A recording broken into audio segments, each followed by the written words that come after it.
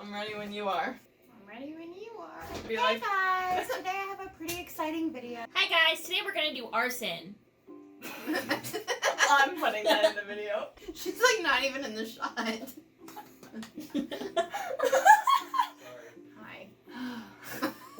Hey everyone, what's up? It's Raya and welcome back to my channel. I obviously have a new person here. This is Holly. Hi. I talk about her all the time. Crazy stories with her. Today we have a pretty fun video. In today's video I'm going to be dyeing her hair, and just to tell you, I've never dyed hair before in my whole entire life, so she's really putting some trust in me. My hairdresser is about to close.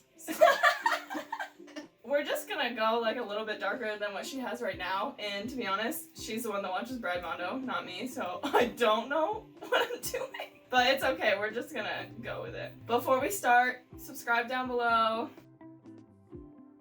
comment whatever favorite hair color you've had before. I'm really boring, so I guess I would say red because that's the only other color I've ever had in my hair. And this with like the highlights. Yeah, I like this, but I think it's like super subtle, so. My least favorite hair color I've ever had is when I got red in my hair. Really? Yeah, Mine too. I think it takes a special kind of person to pull off the red. But Holly will have more explanations on what all these products do and what they mean, because I do not know. I watch Brad Mondo and just like laugh. I don't really pay attention to the informative stuff. Well, I paid attention because I knew you were gonna dye my hair. Well, good thing you paid attention because I didn't.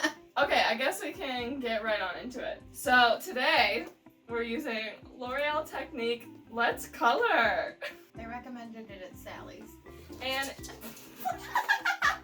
Jenna stepped on my cat. Jenna's also here. She's been in a couple of videos. Hi guys. And we're doing the color Smoky Taupe. It's a cool medium brown. Yeah, I'm gonna get all the warm tones out. So we're gonna take this, and then I have a bowl. And then to mix with the color, we have to do 1 part color, 1 part developer. We have the L'Oreal 20 volume developer. Brad Mondo said that if you're using a permanent color, you should use a 20 volume developer. If you wanted to cover anything and you have previous color in your hair, you're supposed to use a 20 volume developer. I think those brushes are so satisfying when they're like It's like Bob Ross, but with hair. Beautiful metaphor. happy little hair. So I'm gonna mix these two together, and then I guess we'll get back to you guys once I actually start putting stuff in our hair. So this is what it looks like. I hope, I almost just dumped it.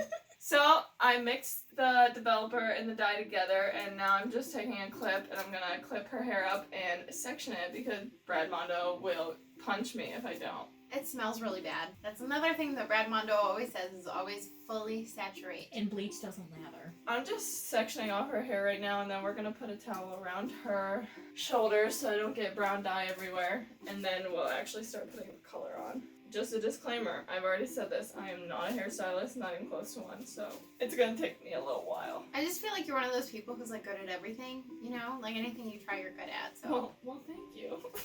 You're welcome. Whoops.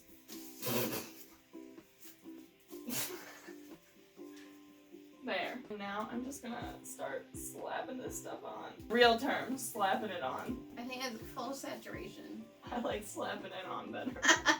This video might be a hot mess. That's okay.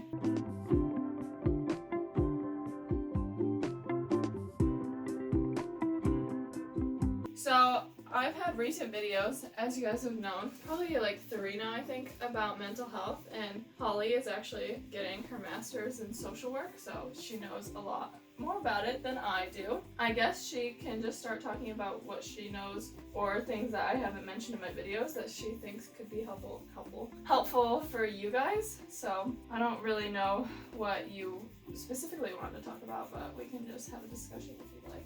Oh, sure. Okay, so I know that last week you were talking about like depression, and so one thing that I noticed you mentioned was like positive thinking, and I think a lot of self-help books and stuff talk about positive thinking, and I think the reason that sometimes people who like struggle with depression or like other mental health issues struggle with like the aspect of positive thinking is because one, they feel like maybe it's not true, like it's not realistic. Like positivity is not realistic? Like they almost feel like if they try to make their thoughts positive that like it's like almost sugarcoating their thoughts rather than like truly looking at the bright side, you know? Yeah, I understand. So something that they use, and like cognitive behavioral therapy, which is a lot of time what's used with depression, is when people talk, sometimes they'll say like always or never, and it's called like either or thinking. And what it means is like you can't always have something, and you can never have something. So like for instance, if you say like, you know, my kids are always terrible, or my partner never respects me, the always and never part can't be true. So you can be like, well, always or never, and you could just kind of like are more mindful about the way that you think about things and make sure that it's not so global. You like kind of pick things apart so that they're more specific, and you can look at the bright side and you can positively think because you can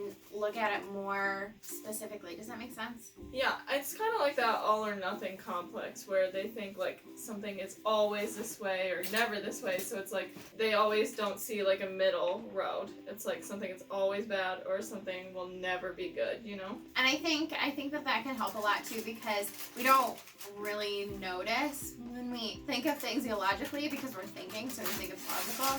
So when you're more aware of those things and you can kind of pick them out in your own thinking, then you can kind of try to restructure those thinking like pathways, which we'll talk about later. So like in my video I talked about how like you should just change things in a positive way, but I do see how you're saying that some people like just think positivity isn't like possible, or like Yeah, for people who like just don't feel like they have any optimism, it's really nice to like kind of have them look for something to like be like, oh, that is illogical thinking on my part. Like it's kind of like a stepping stone to get them to think positively. It's not Exactly. It's like a middle part of it. Instead of being like, oh, you should just think positively, it's like, oh, you should change your thinking pattern a little bit so it's not necessarily the most positive, but you're not completely thinking that everything is always one way or not the other.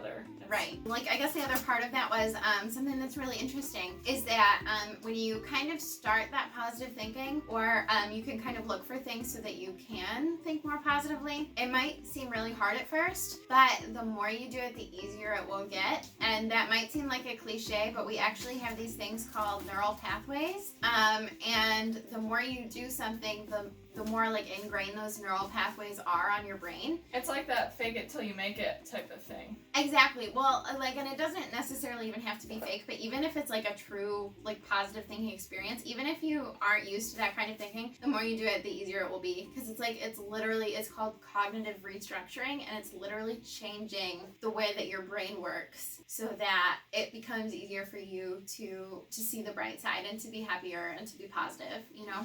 Yeah. So I know another point that I talked about was I've been reading a book, and I could probably give you the title of the book so you can link it down below if you I can want. put it down below. But basically, it's something that I've noticed with myself too, and something that I think is helping. People who really struggle with depression, sometimes they say that they can kind of compartmentalize. Oh yeah, compartmentalize. Yeah, that's the word. Compartmentalize. Like they're kind of what their depression is having them do. Not that your depression controls you, but it obviously It can make you act differently than you would originally or like normally. Right, Sure. like it changes your thoughts and it changes your thought patterns, like what we were Which talking about can before. change your behavior and everything, yeah. Yeah, so people will like kind of be mindful about like what their depression is telling them to do, and the author says to go against what those depressive thoughts or like depressive patterns are telling you to do, and that could be different for every person. But for instance, I noticed that like when my alarm goes off, my brain tells me that I want to stay in bed, but I know that it's like not productive for me to do so. So what I'm going to try to work on is almost acting against that thinking, because I've compartmentalized it so that I can like know that it's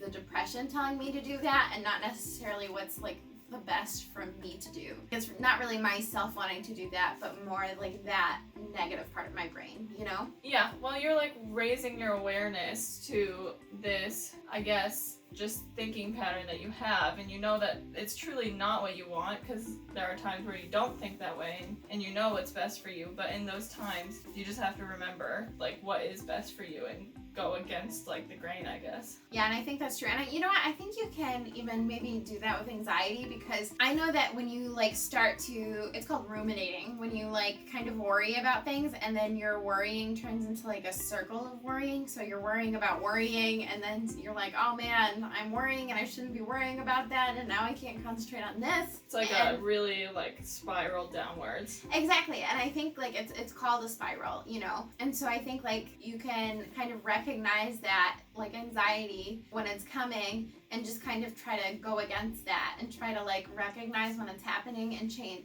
your thought pattern. I think it all turns down to like changing your thought pattern, and there's like different ways that you can do that. It's just like finding which way works for you. Exactly. I keep saying exactly. It's like stepping stones, like you said, because like I guess positive thinking would be like the end goal, but then there are some more tips like within that could help people if they don't really know how to go about that. Yeah, and you obviously aren't just gonna turn around and be like, I feel better. Like there's gonna be bad days, there's gonna be good days, and you just like have to go with them as they come, and like appreciate the good days, but you also have to appreciate the bad days in a way, because it's just allowing you to learn how to get to those good days better. Brett's always talking about how you should be grateful for the good and the bad, because gratefulness will just bring you positivity in the end. Even if you're grateful about something that's not going your way, it'll bring better, I don't want to say vibes because it's like so mainstream, but that's just like what comes to my head is like it'll bring like better vibes your way. Brett and I talk about this stuff a lot.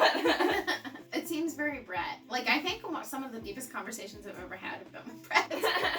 He loves deep conversations, that's for sure. I guess just like a disclaimer, I'm getting my master's of social work, but I'm not like a therapist yet, not a licensed professional. So if you need professional help, definitely go get it. For sure. I'm also like even less professional than Holly. I just go off of like personal experiences or experiences from friends around me. So she knows more than I do, but we can have like open conversations about it and still be like understanding of it all. Yeah, well, and honestly, like a lot of people don't have the resources to go to therapy or even like any healthcare whatsoever. And sometimes people aren't in the place in their life where they even want to go to therapy. So videos like this could really help, you know?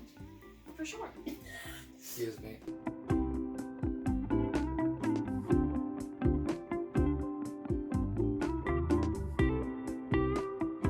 So sometimes when people are going to therapy for like depression or they've had any suicidal thoughts, they make like a crisis plan, and that might be something that you might want to look more into. But I think something that could help anyone when they're struggling, whether it be like with depression or anxiety, or just like if you need some extra help or if you're grieving, a part of that crisis plan is making a list of family or friends or numbers that might help you. Honestly, I really even think that this could help people who suffer with like domestic violence or something. Yeah, anytime you need help, it's good to like have it put somewhere, like people you know you can call. Oh yeah, for sure. Well, and I think a lot of the time, like we don't want to reach out because we don't want to be like a burden. Yeah, Yeah. I talked about that. Yeah, a you did lot. talk about that in your video. But if you make a list of family and friends and you kind of ask them like, hey, if I'm struggling with something, is it okay if I call you? You know, and most people, again, who care about you, like you said in your last video, will say like, yeah, you can call me whenever. So you have their name and number like right there. So you have it at any time. And then you can even put other numbers that might be specific to whatever you're going through. So you could put numbers for the suicide hotline, Yeah, the or hotline. and there are more too in your area. I'm sure you could look them up. But there's also some for domestic violence, and I'm sure that there's other like support lines too. And you could even put like your therapist number if you have one, anything like that. And that helps a lot of people, because whenever you're feeling down or you know that you have those people or those places as a resource to you. And it's like having the conversation with them beforehand, so then you know that you like really shouldn't feel like a burden. Some people don't want to reach out because they haven't really had the conversation with them beforehand, you know? Something that I was kind of surprised you didn't mention in your video, and that helps me a lot, are my cats. I always forget to mention Nyx, even though like she obviously helps me a lot. I also yell at her 24/7, so Oh yeah, well I let yell at Spud all the time. I love my cats, and they have helped my mental health so much, because like even if you're having a really bad day and you just can't bring yourself to get out of bed, they love you and they're depending on you, and they can make you smile pretty much no matter what. You know, like my cat will literally just like hop on my bed and like just like lay down on my forehead bed until I give him love. Having an animal like that kind of like gives you a reason to wake up, gives you a reason to get out of bed. You have to feed them, like they can't feed themselves. Right. There's something therapeutic about nurturing. I think it has a lot to do with like you might not feel like taking care of yourself today, but you know that there's a being that needs you to take care of them. If you haven't noticed, I'm kind of on like her last layer of hair already. I'm like almost done, but I'm almost out. This is something else that you mentioned in your video. Did you call them coping skills? No, I didn't.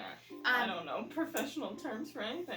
Honestly, you hit on so many good points. Something that where I'm working right now, my position is to teach kids coping skills. So basically that's like anything that can distract you or help you deal with your emotions when you get really upset or angry or anything that it's almost too much to handle. And some of those coping skills are literally things that you like to do. And I know that sometimes when you're depressed, it's really hard to do the things that you like to do. But like Raya touched on her last video, if you don't do those things, it's just gonna get worse. It's really important to just try to motivate yourself to get you to do those things. My final tip was meditation. If Brett was here, he would be going off. He loves meditation. Well, and I think a lot of people are intimidated by it because they think you have to like sit still and you just have to breathe and that's it. But there are more things to it, and there's a lot of like guided meditations online. There are even guided meditations for kids. So even if you have like a kiddo at home that's struggling with some kind of coping mechanisms or mental health or whatever, they have guided meditations for kids that like literally help them focus and calm right down. So that's something that I've used, and that's another thing you get better with time. Like it's kind of hard if you're doing it on your own to sit for like 5 minutes and just breathe because we're so used to going and going and going. But the more you do it, the better you get at it. Honestly, the guided meditations are such an easy way to go.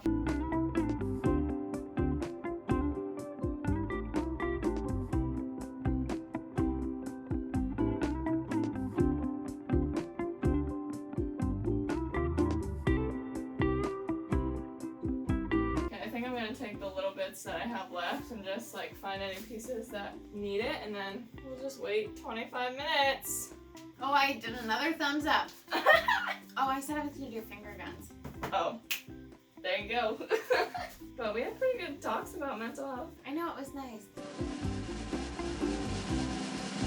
So it's the next morning. We did not finish last night. We stayed up till like 3 a.m. and kind of gave up, but this is our new hair. We did her makeup too. I did her eyeshadow. She can explain what she wanted different and like how it looks different to her now. Oh yeah, it's just like a cooler tone and a little bit of a darker color. So it really turned out exactly how I wanted. Got rid of all her red tones because she wanted to cancel those out. So now it's more of an even, like medium brown tone. I think it looks really good. Although we should mention, like, we don't know why I did this, and I can redo it if I need to. My roots are a little bit lighter. Honestly, if you're like up here, it just kind of looks like more shiny because of the little bit of light color, like a shadow root, except for the opposite. I think it looks good. Oh, I did another thumbs up. I'm not a YouTuber. This is the end of the video. You guys got to see my chaotic friendship with all my friends, but it's so fun. I'm glad that we got to do it. And this is Spud. He's my baby. Oh, look at how he loves her sweater. Like, jingle your bells. He's so excited. Thank you guys so much for watching. Subscribe down below to support me and my channel. You'll probably see Holly in future videos. I'm for sure meeting you through a camera. I know. Well, I usually watch videos, and now I'm in one. And comment down below whatever favorite hair color you've ever had in your life. Give this video a like, and I'll see you guys in the next one. You'll see Holly in a future one though. Bye!